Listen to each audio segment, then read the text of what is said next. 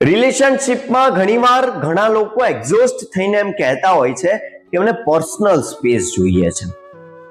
Personal space એટલે રિલેશનશિપમાં દૂર રહેવું? મારા મતે ના.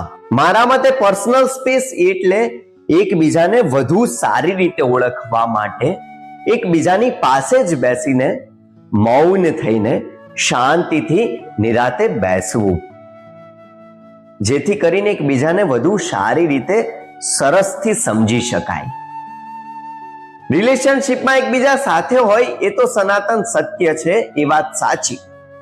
પણ રિલેશનશિપમાં એકબીજાનું પોતાનાપણું, ઇન્ડિવિજ્યુઅલિઝમ પણ છે. એને ઇગ્નોર તો ના જ કરવું જોઈએ. જો એકબીજાના ઇન્ડિવિજ્યુઅલિઝમને રિસ્પેક્ટ કરતા શીખી જઈએ છે ને, તો પર્સનલ સ્પેસની જરૂર નથી પડતી.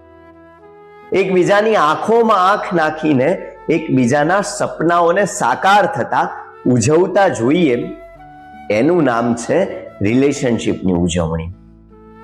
પર્સનલ સ્પેસ મળી તો જશે રિલેશનશિપમાં, પણ કદાચ એ પર્સનલ સ્પેસ ક્યાંક રિલેશનશિપમાં વધુ સ્પેસ ક્રિએટ ના કરી દે, એનું ધ્યાન રાખજો.